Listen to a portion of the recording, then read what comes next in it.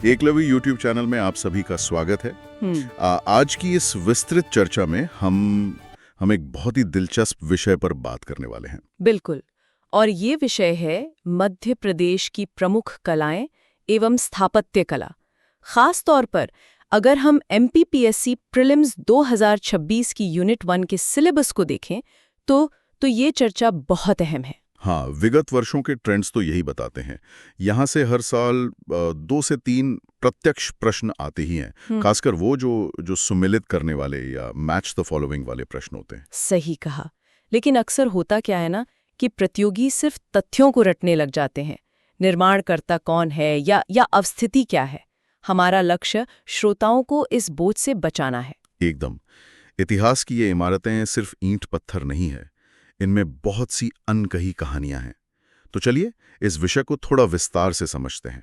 ये दृष्टिकोण बिल्कुल सही है। इन ऐतिहासिक इमारतों को याद रखने का सबसे प्रभावी तरीका रटना नहीं हो सकता। परीक्षा के दबाव में रटा हुआ ज्ञान अक्सर धोखा दे जाता है। तो फिर सही तरीका क्या होना चाहिए? मैं हमेशा यही सलाह देती हूँ कि अगर हम इनके पीछे के भौगोलिक और ऐतिहासिक कारणों को समझ लें तो चीज़ें बहुत आसान हो जाती हैं। हमें ये सवाल पूछना चाहिए कि कोई विशेष किला उसी स्थान पर क्यों बना। मतलब उसका सामरिक महत्व क्या था या वास्तुकला ने क्या भूमिका निभाई? बिल्कुल। जब हम इन बुनियादी सवालों के जवाब तलाशते हैं तो तथ्य अपने आप एक कहानी का रूप ले लेते हैं और दिमाग में छप जाते हैं। तो इसी उत्सुकता के साथ शुरुआत करते हैं उन विशालकाय किलों से जिनका आकार और ऐतिहासिक रसूख सबसे ज्यादा है। सबसे पहले बात करते हैं ग्वालियर दुर्ग की। मैंने हमेशा सुना है कि इसकी भव्यता अद्वितीय है। हाँ, और इसीलिए इसे भारत का जिब्राल्टर भी कहा जाता है। मुगल सम्राट बाबर ने भी तो इसके बारे में कुछ कहा था ना? जी, मुगल सम्राट बाबर ने इसे हिंद के किलों के बीच मोती कहा था। ग्वालियर किले का इतिहास बहुत ही प्राचीन और समृद्ध है। इसके निर्माणकर्ता राजा सूरज सेन थे। अच्छा, 8वीं शताब्दी के आसपास ना? हाँ, मैंने कहीं पढ़ा था कि उन्होंने इसे गालव ऋषि के सम्मान में बनवाया था। बिल्कुल सही। और ये किला गोपांचल पर्वत पर स्थित है, जो इसे एक प्राकृतिक सामरिक ऊंचाई देता है। इसके भीतर कई प्रमुख स्मारक हैं, जैसे राजा मानसिंह द्वारा बनवाया गया गुजरी महल। हाँ, जो उन्होंने अपनी प्रिय रानी मृगनयनी के लिए बनवाया था। ये प्रेम और वास्तुकला का बहुत सुंदर प्रतीक है। इसके अलावा यहाँ मान मंदिर और विक्रम महल भी मौजूद है। लेकिन एक और इमारत है यहाँ, तेली का मंदिर। इसके बारे में मैं जानना चाहता था। ये उत्तर भारत में होते हुए भी कुछ अलग शैली का है ना? हाँ, जो चीज इस किले को सबसे ज्यादा अनूठा बनाती है वो यही तेली का मंदिर है। ये उत्तर भारत में द्रविड़ वास्तुकला शैली का एक अत्यंत दुर्लभ उदाहरण है। इसे थोड़ा सरल भाषा में समझाएंगी? जरूर।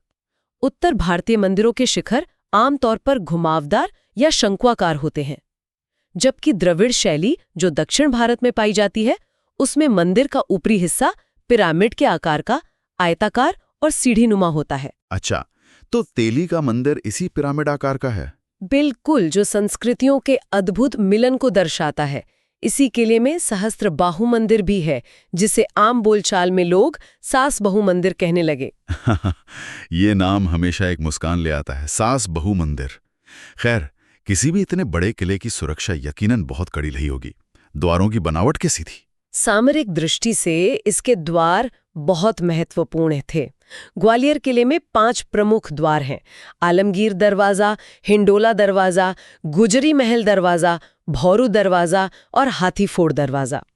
मतलब दुश्मन को किले के मुख्य हिस्से तक पहुंचने के लिए इन 5 अभेद्य द्वारों को पार करना होता था। हाँ, जो इसे लगभग अजेय बनाता था। अजेय किलों की बात हो ही रही है तो बुरहानपुर में स्थित सतपड़ा की पहाड़ियों पर स्थित असीरगढ़ दुर्ग का जिक्राना लाजमी है। बिल्कुल, इसे दक्षिण का प्रवेश द्वार या दक्षिण की कुंजी भी कहा जाता है। लेकिन इस किले से जुड़ा एक तथ्य हमेशा चौंकाता है। कहा जाता है कि मुगल सम्राट अकबर को इस किले को जीतने के लिए इसे सोने की चाबी से खोलना पड़ा था। इस सोने की चाबी वाली कहानी क्या है? सोने की चाबी दरअसल एक कूटनीतिक इशारा है। असीरगढ़ इतना मजबूत था कि अकबर की सेना इसे युद्ध में भेद नहीं पा रही थी। तो फिर उन्होंने रिश्वत का सहारा लिया? हाँ, कूटनीति और रिश्वत का। सोने के सिक्कों से किलेदारों को खरीदा गया, तब जाकर द्वार खुले। इस किले का निर्माण एक अहीर राजा आशा अहीर ने करवाया था। इसकी सुरक्षा व्यवस्था कैसी थी? इसकी सुरक्षा व्यवस्था 3 स्तरों में बटी थी। सबसे नीचे मलयगढ़, उसके ऊपर कमरगढ़ और सबसे ऊंचाई पर मुख्य असीरगढ़। ये त्रिस्तरीय प्रणाली इसे अभेद्य बनाती थी। यहाँ कोई मस्जिद भी है ना जो काफी मशहूर है। हाँ, इसी किले के परिसर में 1588 ईस्वी में फारूकी शासक राजा अली खान द्वारा निर्मित एक बहुत ही शानदार जामा मस्जिद भी है। वास्तुकला की विविधताओं की जब हम बात करते हैं तो क्या कुछ ऐसे किले भी हैं जहां विदेशी शैलियों का स्पष्ट प्रभाव दिखता है, जैसे भिंड जिले का गोहद का किला? गोहद का किला वास्तुकला के मिश्रण का एक बहुत ही शानदार उदाहरण है। इसका निर्माण 16वीं सदी में जाट राजा महासिंह, जिन्हें सिंहदेव द्वितीय भी कहा जाता है, ने करवाया था। इसमें क्या खास बात है? यह किला मुख्य रूप से अपनी ईरानी वास्तुकला के लिए जाना जाता है। ईरानी शैली से आपका मतलब मेहराबदार दरवाजे और ज्यामितीय नक्काशी से है? बिल्कुल। मेहराबदार दरवाजे, ज्यामितीय नक्काशी और विशिष्ट प्रकार के गुंबद जो स्थानीय राजपूत शैली से काफी अलग हैं। गोहद किले का कछारी महल इस ईरानी शैली की सबसे उत्कृष्ट झलक पेश करता है। ये सच में दिलचस्प है कि कैसे अलग-अलग संस्कृतियों की वास्तुकला मध्य प्रदेश में आकर खुल मिल गई। दतिया के किले के बारे में भी कुछ ऐसा ही कहा जाता है। यहाँ सबसे दिलचस्प बात यह है कि दतिया का किला राजपूत और मुगल वास्तुकला शैली का एक बेहतरीन मिश्रण है। इसे बुंदेला शासक वीर सिंह देव बुंदेला ने बनवाया था। मैंने सुना है इसके प्रवेश द्वार पर कुछ खास लिखा हुआ है। हाँ, इसके मुख्य प्रवेश द्वार पर एक वाक्य खुदा हुआ है, justice is the gem of crown. मतलब न्याय ही मुकुट का असली रत्न है। बिल्कुल। ये केवल एक इमारत नहीं है, बल्कि उस दौर के शासन दर्शन को और न्याय के प्रति उनके नजरिए को दर्शाता है। इसी तरह भोपाल का फतेहगढ़ किला भी है, जिसे दोस्त मोहम्मद खान ने बनवाया था। इसकी भी एक विशेषता बहुत मशहूर है, 2.5 सीढ़ी की मस्जिद। हाँ, 2.5 सीढ़ी की मस्जिद वास्तुकला का एक अनूठा प्रयोग है और ये दुनिया की सबसे छोटी मस्जिदों में से एक मानी जाती है। और अगर हम ताप्ती नदी के तट पर स्थित बुरहानपुर के शाही किले की ओर चलें तो वो मुगल इतिहास का एक महत्वपूर्ण हिस्सा है। इसका निर्माण फारूकी राजाओं ने करवाया था, लेकिन बाद में जब शाहजहां अपने गवर्नर काल के दौरान यहाँ रहे तो उन्होंने खास निर्माण करवाया। अपनी बेगम मुमताज महल के लिए ना? जी, उन्होंने अपनी बेगम मुमताज महल के लिए इस किले में एक बेहद खूबसूरत शाही हमाम यानी शाही स्नानघर बनवाया था। इमारतों के निर्माण में आमतौर पर पत्थर का उपयोग होता है, लेकिन हरदा जिले के मकराई किले का नाम अक्सर काष्ठ कला के संदर्भ में आता है। मकड़ाई का किला इस मामले में बहुत विशेष है। गोंड राजवंश द्वारा सानी नदी के पास एक ऊंची पहाड़ी पर बनाया गया ये किला अपनी उत्कृष्ट काष्ठ कला यानी वुडवर्क के लिए पूरे क्षेत्र में प्रसिद्ध है। पत्थरों की जगह लकड़ियों पर नक्काशी सच में अलग है। हाँ, मजबूत लकड़ियों पर की गई बारीक नक्काशी उस दौर के कारीगरों की निपुणता को दिखाती है।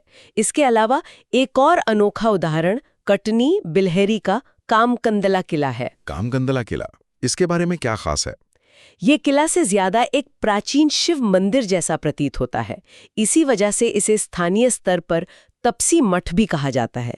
अच्छा, एक बात गौर करने वाली है, अभी तक हमने जितने भी किलों की बात की उनमें से ज्यादातर या तो किसी नदी के किनारे बसे हैं या फिर बहुत ही दुर्गम पहाड़ियों पर। ऐसा क्यों? सामरिक और जल आपूर्ति के नजरिए से ये बहुत तार्किक फैसला होता था।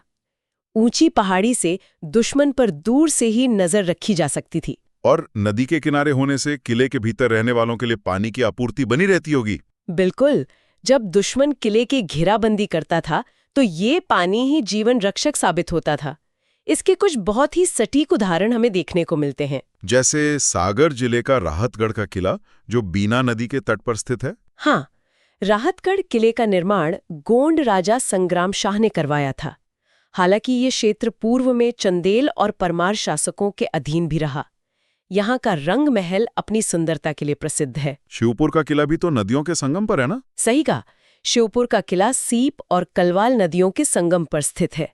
ये प्रस्तर शिल्प यानी पत्थर की कारीगरी का एक बेजोड़ नमूना है, जहाँ कठोर पत्थरों को तराशकर जालियां बनाई जाती हैं। बिल्कुल। यहाँ का नरसिंह महल और राजा इंद्र सिंह की छतरियां इसी शिल्प का प्रमाण है। सागर का गढ़ाकोटा का किला भी सुनार और गंधारी नदियों के संगम पर बना है। राजा मर्दन सिंह द्वारा निर्मित ये किला ऐतिहासिक रूप से इसलिए भी अहम है क्योंकि ये 1857 की क्रांति का एक प्रमुख केंद्र था। और अशोकनगर का चंदेरी का किला बेतवा नदी के तट पर बसा है। जिसका निर्माण 11वीं सदी में प्रतिहार राजा कीर्तिपाल ने करवाया था। राजगढ़ के खिलचीपुर किले के बारे में आपका क्या विचार है? खिलचीपुर का किला गाढ़ गंगा नदी के तट पर है। 17वीं सदी में दीवान उग्र भट्ट द्वारा निर्मित इस किले को महाराजा प्रियव्रत सिंह का महल भी कहते हैं। और मध्य प्रदेश की जीवनदायिनी नर्मदा नदी के तट पर महेश्वर में अहिल्या किला स्थित है। जी, देवी अहिल्याबाई होलकर द्वारा निर्मित इस किले को अहिल्यावाड़ा भी कहा जाता है। वर्तमान में इसे प्रिंस रिचर्ड होलकर द्वारा एक हेरिटेज होटल में बदल दिया गया है। नदियां और पहाड़ियां तो भौतिक सुरक्षा थी, लेकिन असली कहानियां तो उन दीवारों के भीतर की है।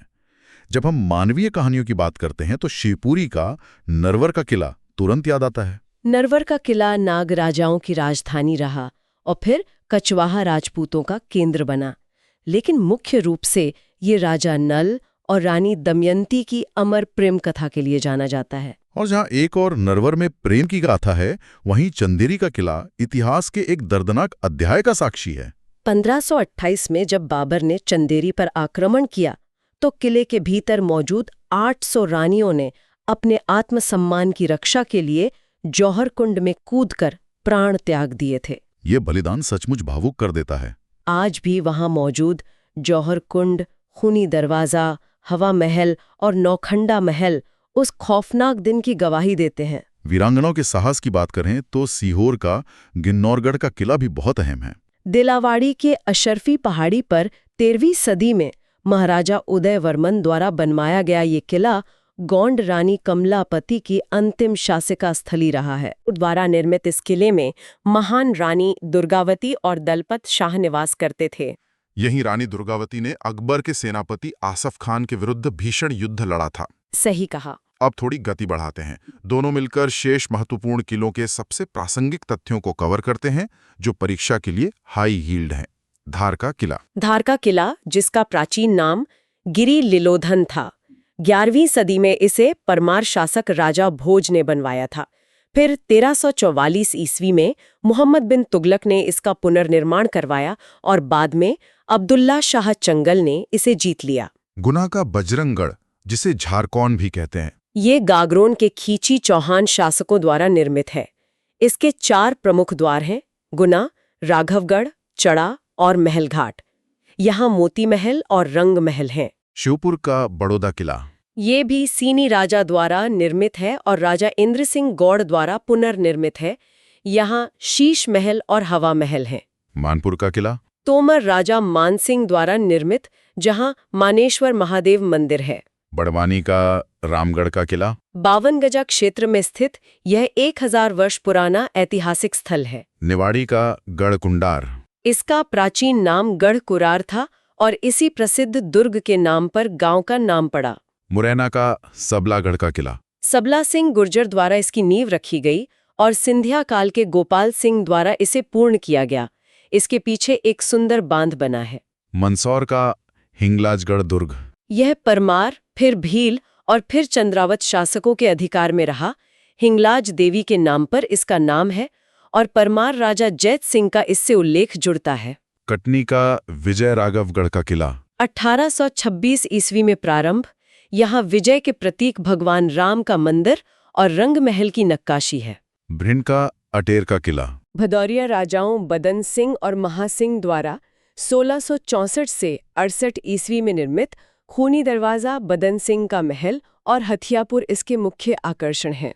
मऊगंज का नई गढ़ी का किला, सेंगर राजा छत्रधारी सिंह द्वारा निर्मित, इसका मुख्य प्रवेश द्वार हाथी द्वार या बरादरी राजा हाथीराज सिंह द्वारा बनाया गया था।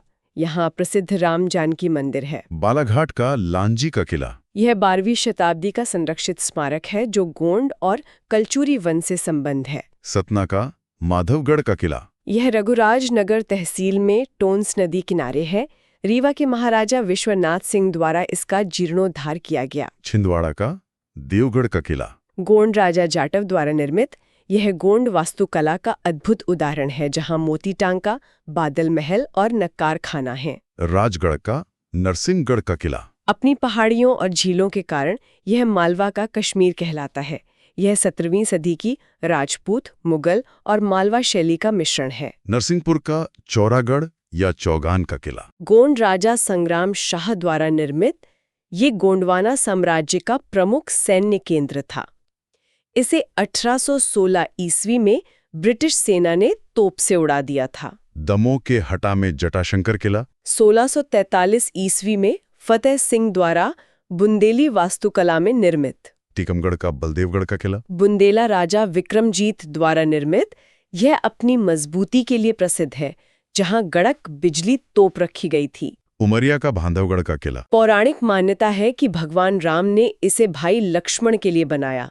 शेष शैया पर विष्णु प्रतिमा और चरणगंगा नदी यहाँ के आकर्षण हैं। सागर का धामोनी का किला? राजा संग्राम शाह के 52 गढ़ों में से एक, जहां धामोनी उर्स लगता है। वाह!